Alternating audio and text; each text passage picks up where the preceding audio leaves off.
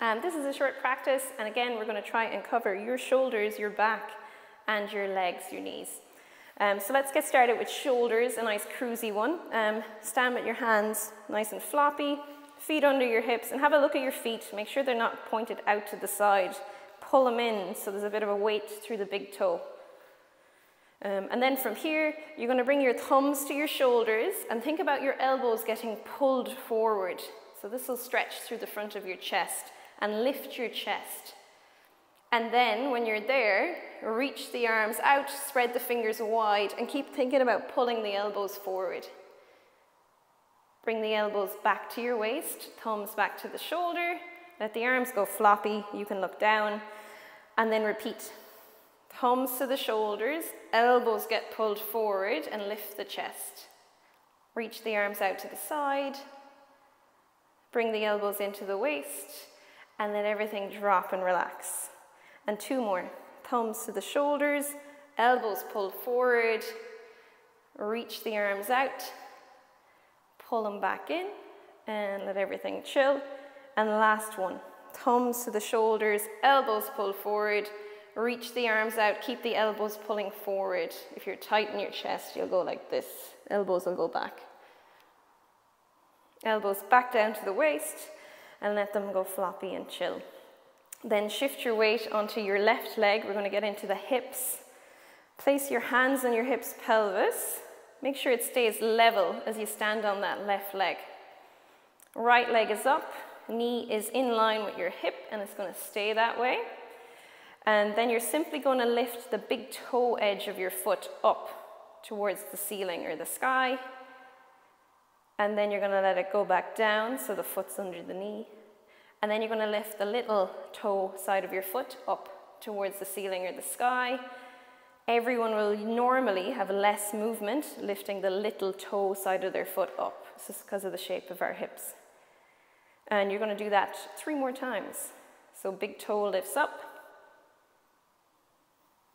Little toe lifts up. And just go as much movement as you can. If you force it too much, you'll get a little cramp in your hip. And last one. Cool, then we're going to take this right foot and you're going to step it back behind you. I'm just going to change angles so you can see that. So you're standing on the left leg, the right leg is up, with your knee in line with your hip. Step the right leg back, heel stays off the ground, and leg stays straight.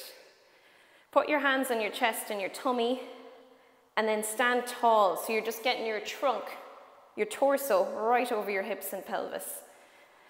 You should feel a stretch in the front of the right hip. If it's too much, bend the knee slightly and stand tall. Then reach your right arm up towards the ceiling, pull the right thumb back behind you, and if you're able to balance, you can take a hold of your right wrist and pull it over to the left.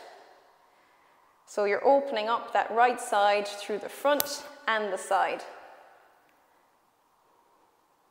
Ease out of that, and then just go into it once more. So you might want to straighten the leg a little bit more, get your trunk upright, reach the right hand up, pull the right thumb back, so you're opening up through the shoulder as well, and then reach over to the left. If you need your left hand on something to balance, do that. Just rest your fingers on something.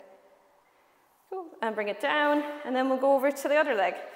So last little movement bit in this practice, you're going to all the weight on your right foot, hands on your hips, keep them level.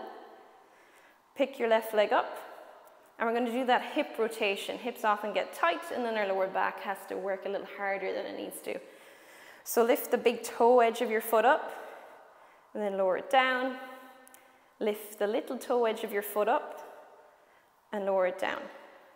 And again, naturally, we'll all get less movement when we lift that little toe edge of our foot up. So don't force it, just go as far as is comfortable. And you got 2 more. The whole time you're trying to keep your knee just in line with your hip. And last one.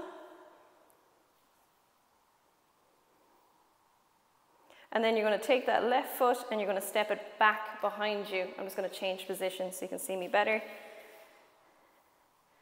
Straighten the back leg, heel is off the ground.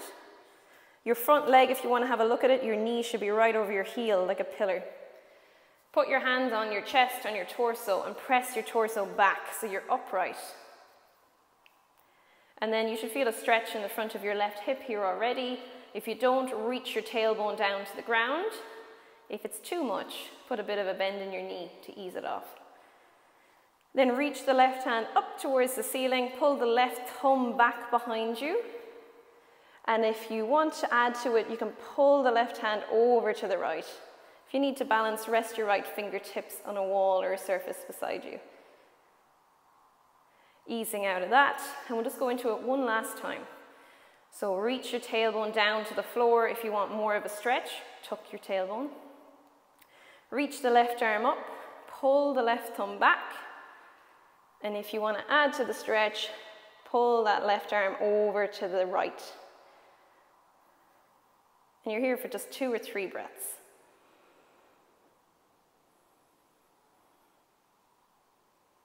Relax the hands, give the feet a little shake out and the arms a shake out, and you're all done.